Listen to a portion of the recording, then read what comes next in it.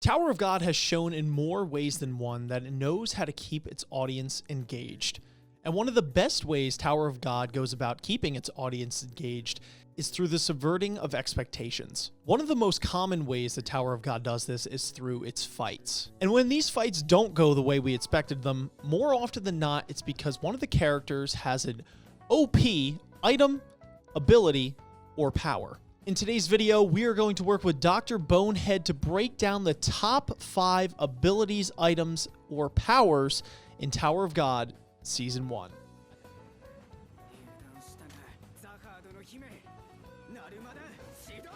At number 5, we have the Narumata, originally wielded by Hong Chunhua and later by Endorsi Jihad when she fights Quant in the hide-and-seek test. At face value, the Narumata comes off as your standard sword wielded by your standard knight. And while this sword doesn't really make waves in the overall progression of Season 1, it plays a very important role in the hide-and-seek test and has some pretty interesting lore that accompanies the sword. We first get a glimpse of what the Narumata is truly capable of when Hong uses it against Endorsi Jihad.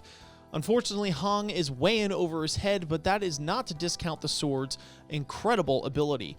The sword not only can swing and cut and slice like your standard sword, but shoot waves of energy that would have your standard regular flying. Unfortunately for Hong, Endorsi is not your standard regular. Later in the same arc, we see the sword play a pivotal role in Endorsi's match against Quant in the hide-and-seek game. The Narumata also has some very interesting lore. There have been warriors throughout time that have claimed that the sword is the extension of themselves. And while this Narumata may seem quite unassuming as compared to some of the other abilities or weapons on this list, let's just say that this sword is more alive than you might think.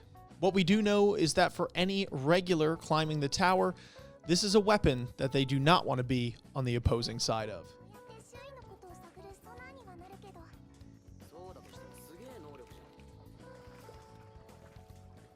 Number 4, the Anima ability. Anima users are actually seen quite a bit in Season 1. You have Han Sung-yu, Lopobia Ren, and Sunwoo Narei. Now obviously Narei is a regular, so her ability to use the Anima skill is not nearly on par with Han Sung and Ren, but still we get to see a lot of variety with these creatures. So as an Anima, you are able to essentially control a creature and have them do your bidding through a certain means and whatnot, and that is shown later throughout the story. But the actual ability itself that Animas have is actually incredible.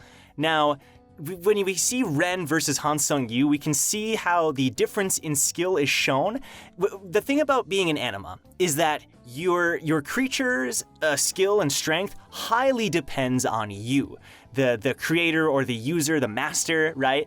So it's really interesting getting to see Ren summon that fish from under the ground, and it's a super awesome moment, and then seeing Han Sung's fish just swallow it, chomp down. It's such an awesome moment, and it shows you that Han Sung is not to be messed with. Like, not only was Han Sung's Shinwei or fish or whatever translation you want to use, not only was his fish stronger, but Han Sung was just the more skilled Anima.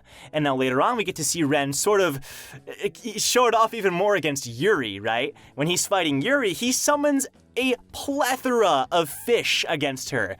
Now, they look like just fish, but these things are trained killers, right? He's using them to kill Yuri, and despite the fact that she kills them instantly, that shows you how strong Ren is. When he was fighting against Han Sung, he summoned one, and it was still crazy. Against Yuri, he summoned a ton of them. Against an ordinary ranker, I guarantee you they would have had a gigantic struggle. Obviously, we know Yuri's kind of overpowered, so it was a bit unfair, but that Anima ability is astounding. And the fact that Season 1 shows it off is super cool. And also, when we see Narei use her little yellow fish, it's really cool because she doesn't use it for combat, but she uses it to scout out positions and areas and scan where the tunnels are. And that proves to be absolutely vital to the team. So the Anima ability is not just power, but also it can be used in other ways, and it's honestly really strong. So I think it definitely deserves its spot on this list.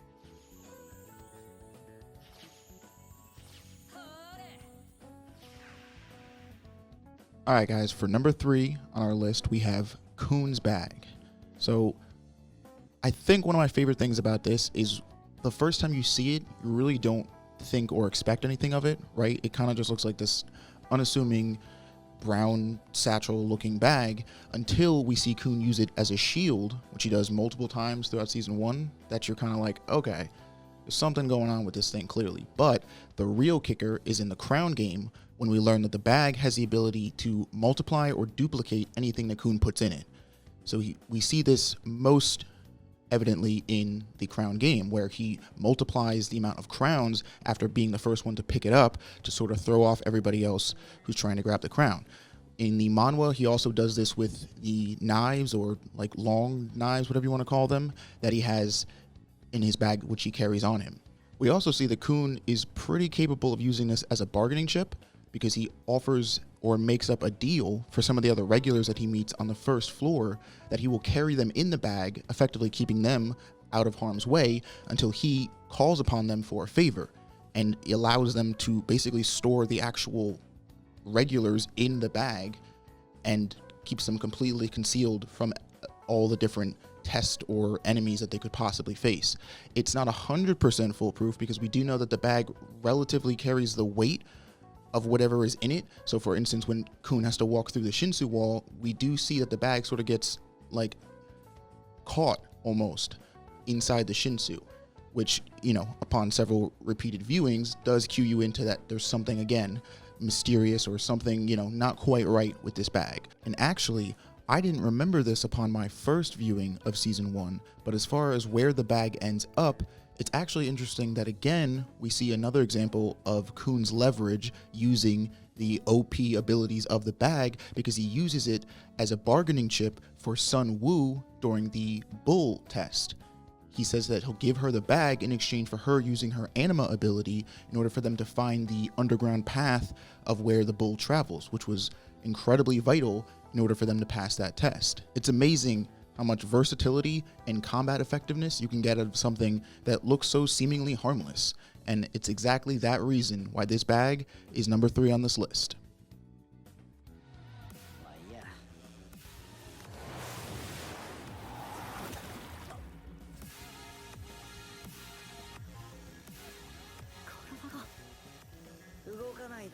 Number 2, reverse flow control. A lot of you were probably expecting this one, but reverse flow Shinsu control, or the fast skip as it's known in the older translations, is honestly super overpowered. We see Quant use it against Bomb, and it basically just freezes people, right? It freezes them, it stops the flow of their Shinsu, and it immobilizes them.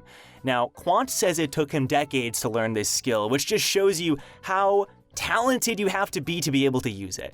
Now, this is basically proven Bomb's talent even more, because Bomb ends up learning how to use it. You know, Quant uses it against him, and because he's Bomb, he instantly masters it, and it's incredible. Bomb is able to use it, and Bomb is able to use it against Quant, a ranker, right? That says something. Now, obviously, he's Bomb, he's talented, but just the fact that it can freeze a ranker who isn't using Shinsu, right, because Quant was being limited during the test, that says something. That shows you that this technique is absolutely busted.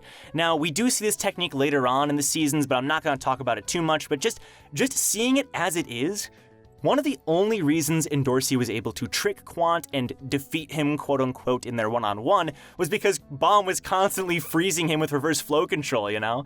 We obviously know Bomb used it against Ho successfully. This technique has so much potential. I think it easily deserves number 2 on this spot. Even a contester for higher, but I think number 2 works because you can just immediately freeze anybody. And the better you get at it, the more skilled you're gonna be. You know, it's harder if they have Shinsu resistance, but still, the fact that Bomb is able to use it against Quant, use it against Ho, you know, Quant is able to use it too.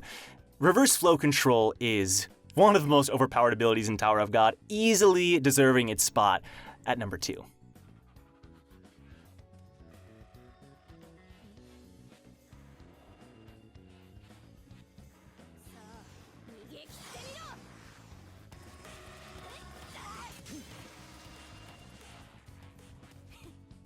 And the number 1 power, weapon, or ability in Tower of God Season 1 goes to the Green April. In Season 1, we really don't have any power or ability wielded, at least by our main characters, that's able to compare with the overall raw strength of the Green April. Some might argue that the Black March should be able to do so, but unfortunately Bomb really has no idea how to use that weapon. The weapon really only granting him safety when it feels like it. On the other hand, Anak, although she also doesn't fully understand the power of the Green April, is able to utilize the weapon at a much more effective rate than Bomb. Not only is the weapon feared by strong regulars and rankers, but also makes it virtually impossible to close the distance during a fight. We see this in full form during the Crown game, when Anak uses the weapon to elongate itself, keeping attackers at bay, and even at one point forming a mini tornado. It's heavily implied that a lot of your standard regulars that were to try and go against Anak, especially wielding the Green April, wouldn't stand a chance. And even Endorsi Jihad would have her hands full so long as the Green April stays in the hands of Anak. One of the most terrifying things about this weapon is that we haven't even seen its full potential yet. When Anak wields it, she only understands the basics of how the weapon works. At the end of Season 1, we see Yuri Jihad take the weapon from Anak. And although we are not fully sure what the Green April is capable of at this point, I'm sure with someone like Yuri Jihad as the handler, it would be nothing short of spectacular. Alright folks, we hope you enjoy our new ranking series for Tower of God. Make sure that you are going over to Dr. Bonehead's channel to catch the top 7 characters list for Tower of God Season 1, and be sure to stay tuned for both our channels and Dr. Bonehead's for the continuation of this series. Let us know in the comments down below what you would like us to rank next in Tower of God. But until next time, thank you so much for watching.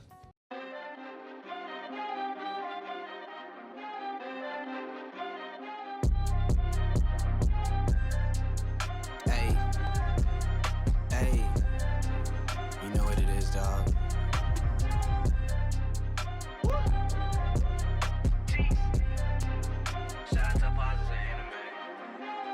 Ninjas and samurais, blazing the Kuhn eyes. Find me in the leaf of the cloud, screaming out Bankai. We just some ghouls though, who like seeing parts fly.